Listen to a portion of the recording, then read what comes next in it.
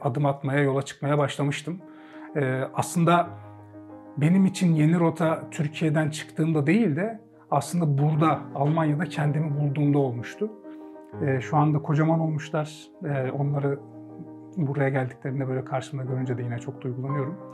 Dolayısıyla aslında vefa duygusu hayatımın merkezinde yer alan duygulardan bir tanesi benim için.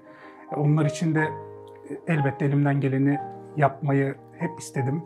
İstemeye de devam ediyorum.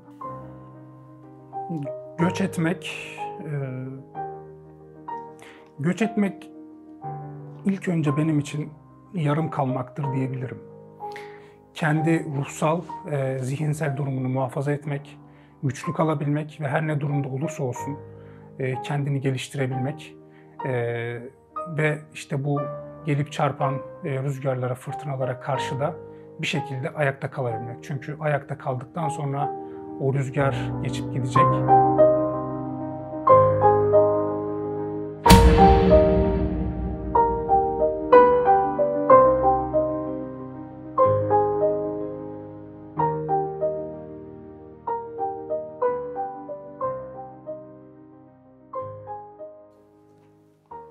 Boyun da uzun zaten. Epey heybetli duruyorsun. Ses nasıl? Ses tamam. Gayet güzel. Çok güzel. Alesta YouTube kanalında bu haftaki konuğumuz Adnan Yıldız. Adnan hoş geldin. Hoş buldum abi. Seyircilerimiz için kısaca kendini bize tanıtır mısın? Tabii. Adnan Yıldız, 1996 İstanbul doğumluyum. Aslen Erzurumluyum. Babam emekli, annem ev hanımı. 2013 yılına kadar eğitimi tamamladıktan sonra liseyi bitirdim. Sivil liseyi bitirdikten sonra da 2013 yılında Hava Harp Okulu'na giriş yaptım. 15 Temmuz 2016'da da malum 15 Temmuz olayları yaşandıktan sonra harp okulları kapatıldı. Ve ben de sivil üniversiteye geçip üniversite eğitimimi de İstanbul Üniversitesi'nde tamamladım.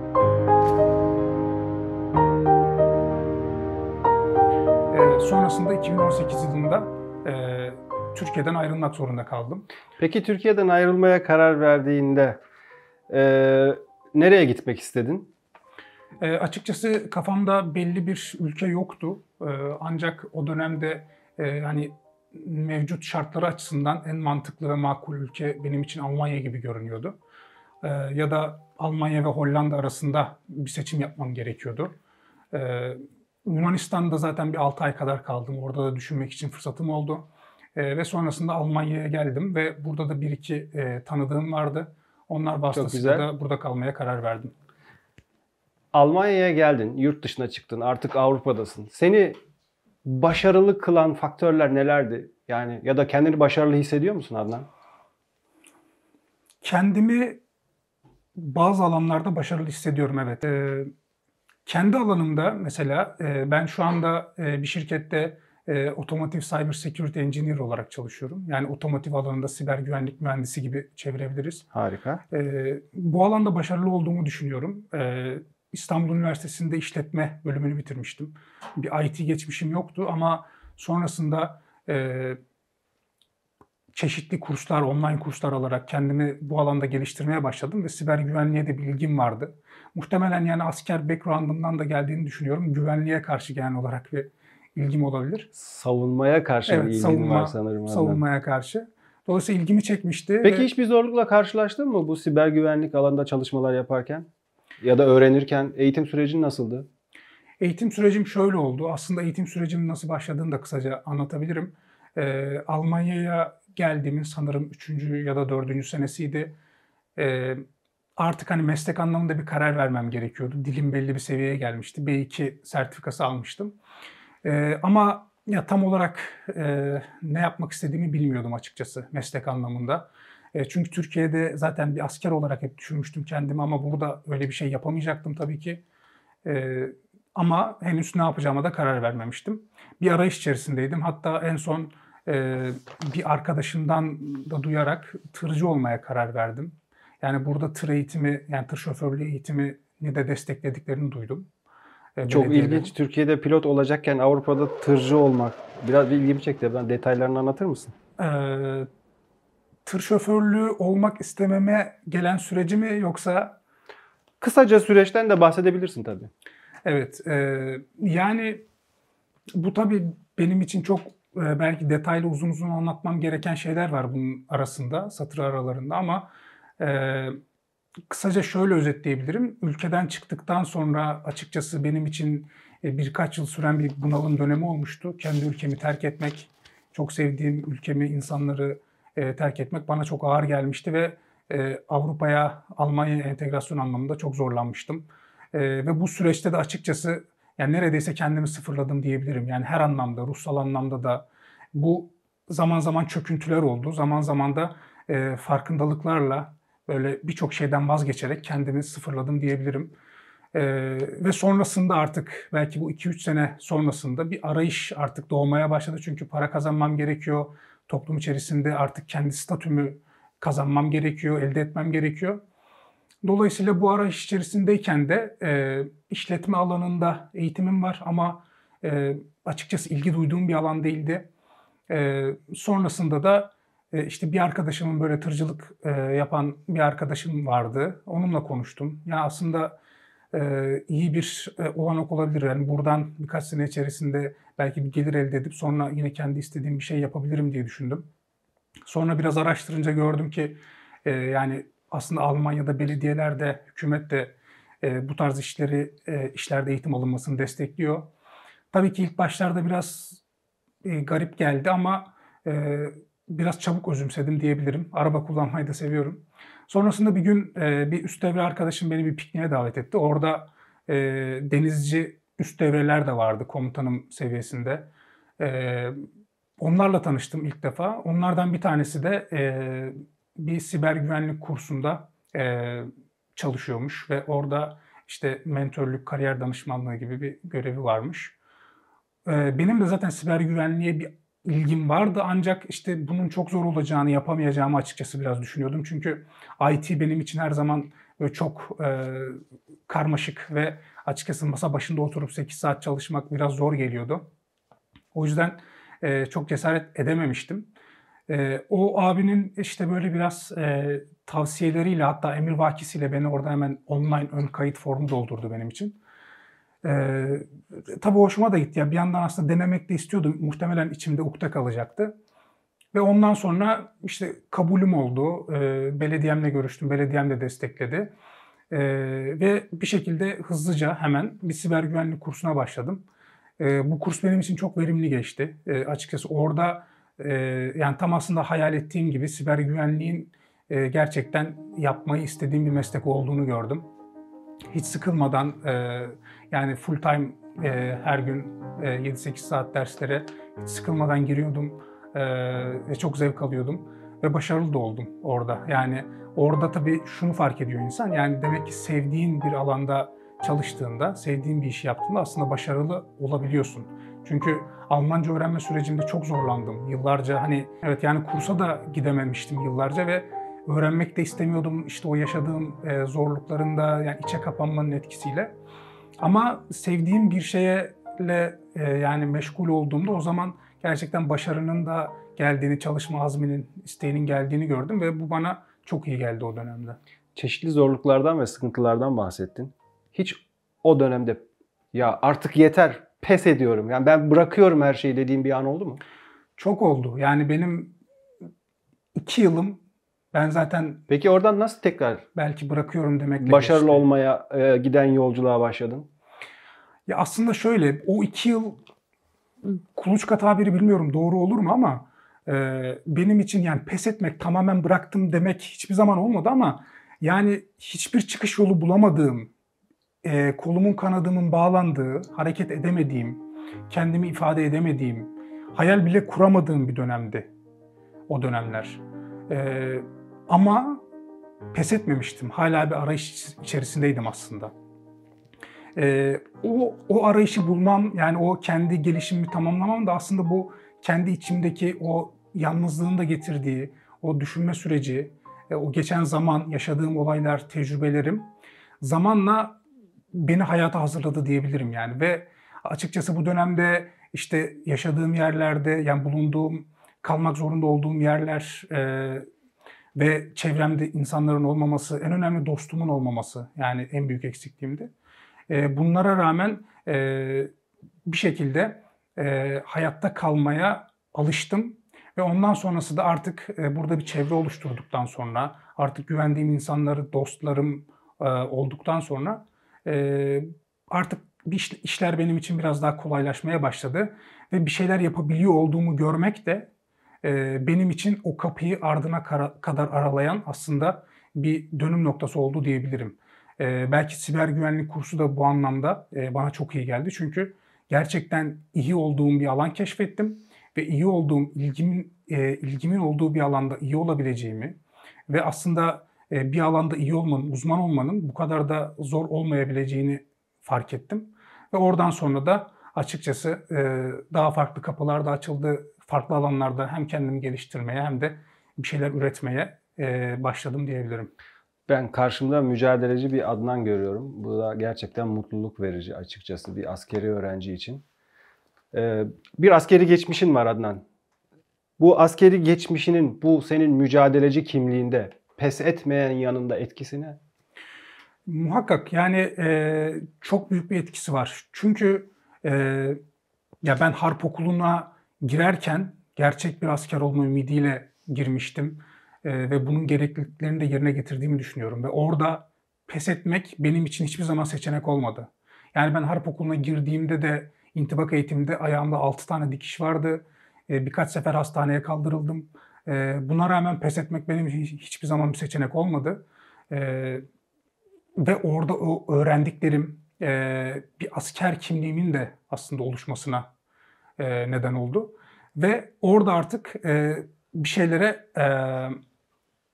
dur demeyi, yani aslında dur demeyi değil ama orada artık bir şeylere sabretmeyi aslında belki orada öğrendim diyebilirim. Yani sabrı askeriyede öğrendim diyebilirim. Oradan sonra da işte yaşadığım artık hadiselerde, tecrübelerde oradaki kazanımlarımı elbette çokça kullandım. Biraz da bize yeni mesleğinle eski bir mesleğini, onu tecrübelerini birleştirerek anlatır mısın? Tabii. Aslında sanırım başta da konuşmuştuk. Beni bu siber güvenliğe iten belki en önemli nedenlerden bir tanesi de aslında askeriyede kazandığım o güvenlik, savunmaya olan müdafaya karşı, işte saldırılara karşı, kötülüklere karşı, düşmana karşı müdafaa aslında. Bunun aslında zihnimde gelişmesi, oturması ve bunu gerçekten çok önemli bulmam. Yani bu benim için aslında bir nevi kötülüklere karşı mücadele. Yani belki çok klasik bir tabir gibi olabilir ama böyleydi. Tabii ki askerlik geçmişim öğrencilikten ibaret. Yani meslek hayatına henüz adım atmamıştım ama söylediğim gibi askerliği gerçekten iliklerime kadar hisseden bir insandım.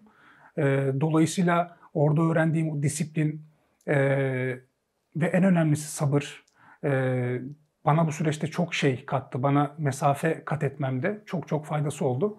Elbette orada öğrendiklerimi artık yani hayatta kullandım. Tıpkı şu anda öğrendiklerimi de ileride kullanacağım gibi. Peki sevdiklerin senin buradaki başarılı yürüyüşünden nasıl etkileniyorlar? Tabii çok güzel geri dönüşler alıyorum. Çünkü dediğim gibi bu 2-3 senenin çok ciddi düşüşlerle, kayıplarla benim için geçmesi sonrasında birden böyle adeta bir şahlanış gibi oldu. Çevremdeki insanlar, ailem elbette hepsi çok mutlu oldular. Beni böyle gördükleri için. Tabii ki ben de bu durum en çok da beni mutlu etti elbette. Çünkü kendimi gerçekleştirebilme adına artık adım atmaya, yola çıkmaya başlamıştım. Aslında benim için yeni rota Türkiye'den çıktığımda değil de aslında burada, Almanya'da kendimi bulduğumda olmuştu. Sen Türkiye'den çıktın, Avrupa'ya geldin. Şu anda Almanya'da yaşıyorsun. Büyük bir şirkette siber güvenlik uzmanısın. Ya bu yaşadığın yeni ülkeye nasıl entegre oldun? Yani dil gelişimini nasıl sağladın? Komşularınla ilişkilerin nasıl? Örneğin belediyenin senin eğitim almanda destek sağladığını düşünüyorsun. Bu konularla ilgili bize söylemek istediğin herhangi bir şey olur mu? Ben çok merak ediyorum. Yani yeni yaşadığın ülke ve Adnan Yıldız nasıl bir münasebet içerisinde? Evet. Abi söylediğiniz gibi ben o noktayı gerçekten çok önemli buluyorum. Hayat o iniş çıkışlarla dolu ve açıkçası bunları kabul ederek geldim şu ana kadar diyebilirim. Ve o düşüşlerim aslında beni bugünlere taşıyan en önemli dönüm noktaları oldu. O yüzden onları hiçbir zaman bir kayıp olarak görmüyorum. Yani hayatımın en kötü 2 senesinden belki bahsettim az önce.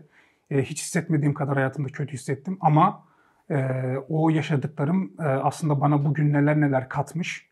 Bunu gördükçe açıkçası bu zorluklara karşı da biraz daha açıkçası kolay yaklaşabiliyorum ya da kabul edebiliyorum.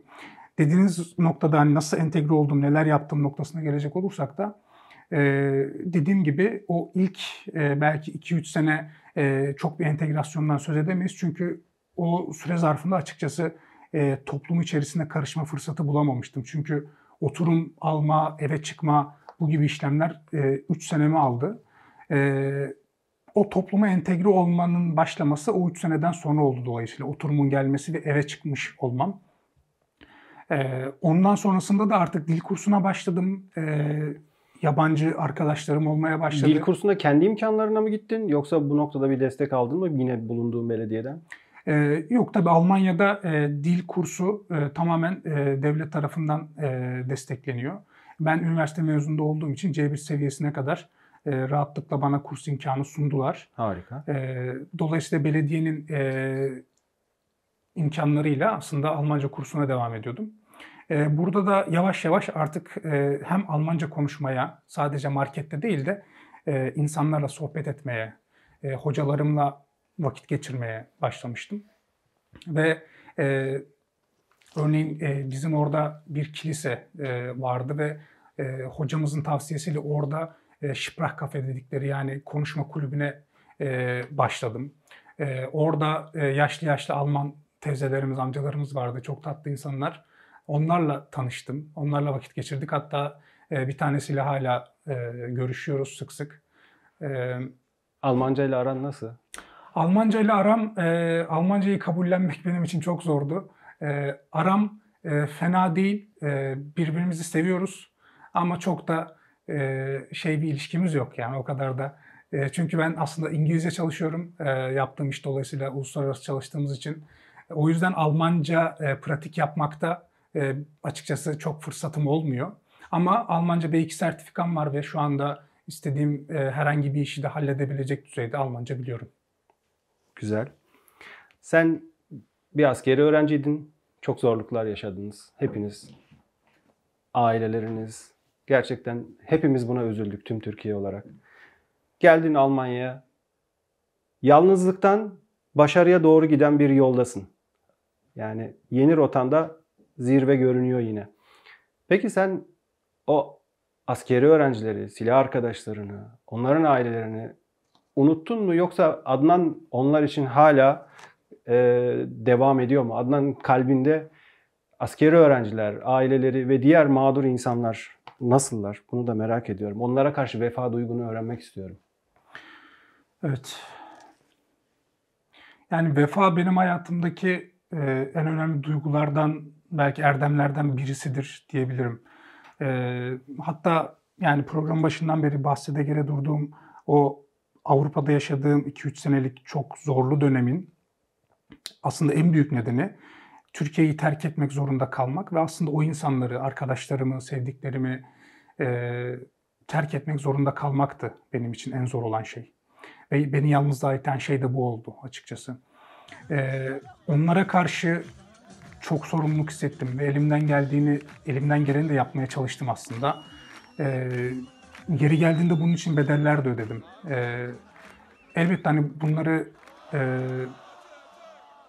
çıkıp konuşmak çok doğru değil belki ama en azından şunu söyleyebilirim. Türkiye'de bulunduğum süre boyunca cezaevinde olduğum süreci çıkarıyorum tabii ki.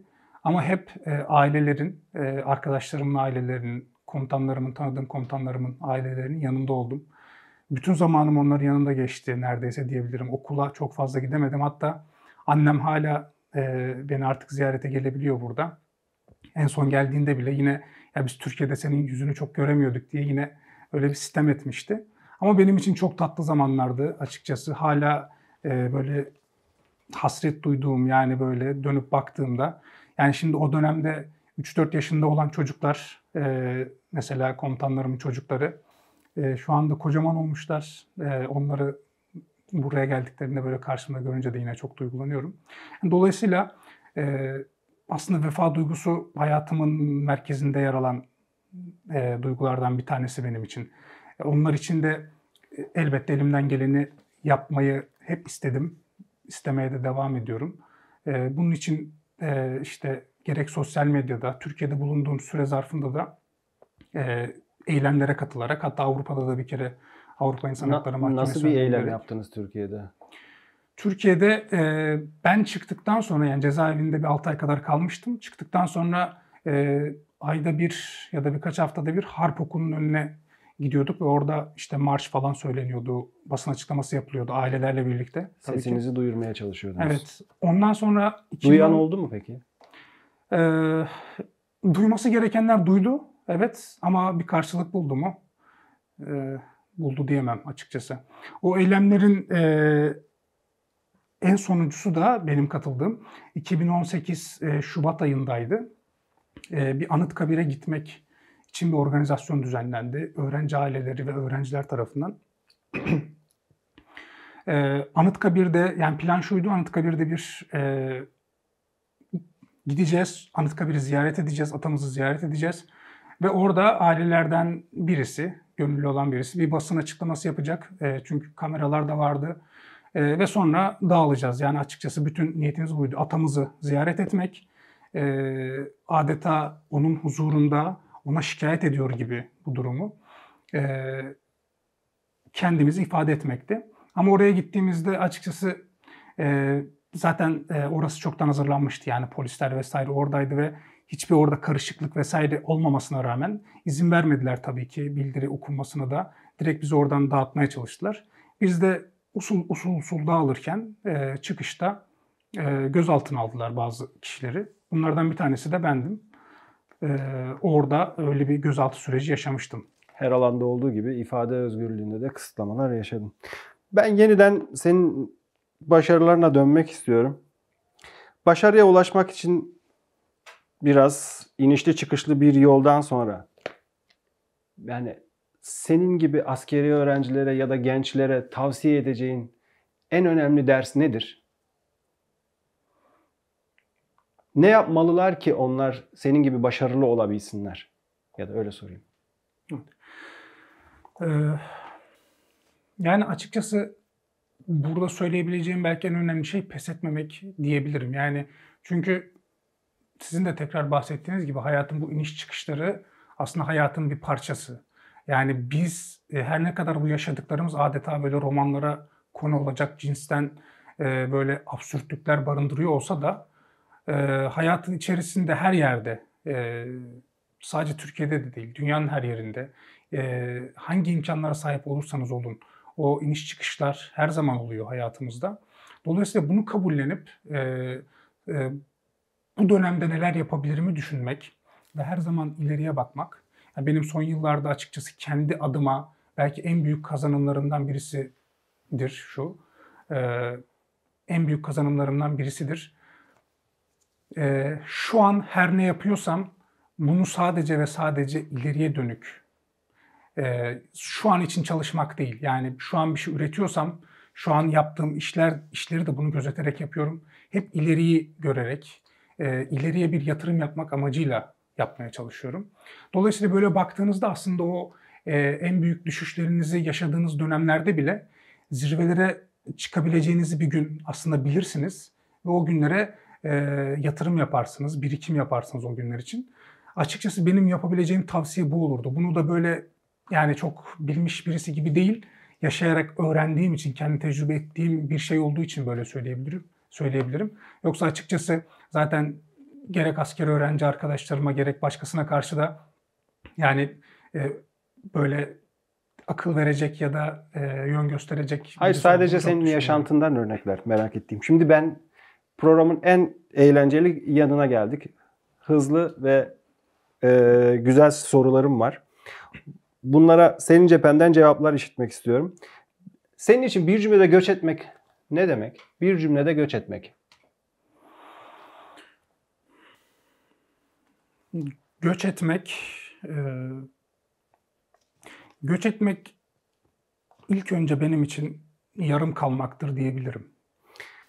Senin başarı hikayeni özetleyen tek kelime. Sabır. Sabır. Şimdiye kadar yurt dışında kazandığın en önemli şey ne oldu? Dünya görüşü, bakış açısı, yani ufkumun genişlemesi. Seni bu yolda motive eden en güçlü şey neydi?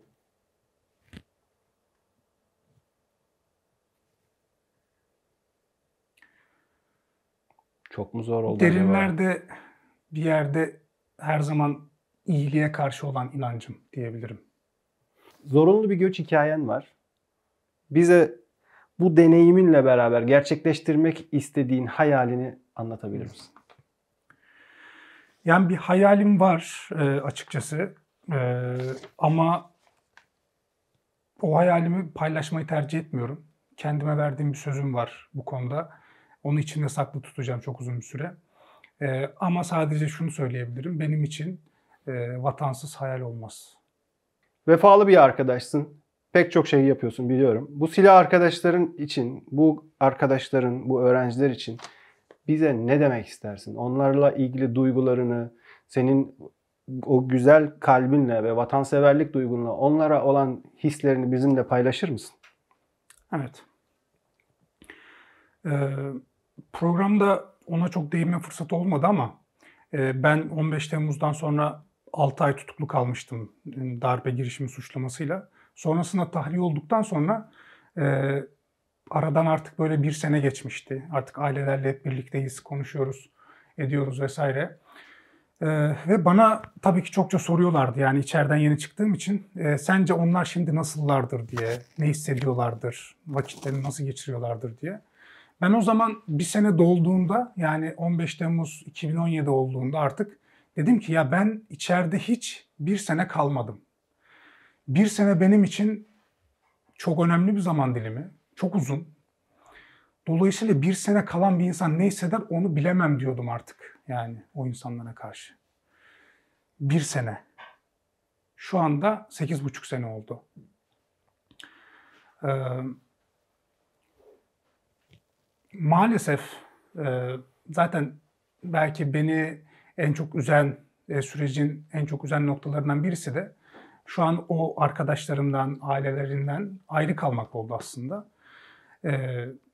Onların masumiyetine açıkçası bakan herkes zaten görüyor. Yani bunu kalkıp tekrar tekrar anlatmak, bunun detaylarına girmek, geçmişteki örneklerine bakmak, bilmiyorum gerek var mı?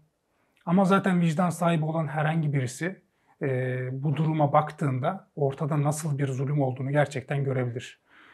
Çünkü yani 20 yaşında, 19 yaşında çocukların açıkçası darbe yapıyorlardı suçlamasıyla müebbet hapse, ağırlaştırılmış müebbet hapse mahkum edilmeleri hiçbir vicdan tarafından kabul görmesi mümkün olmayan bir şey. Böyle bir karar yani.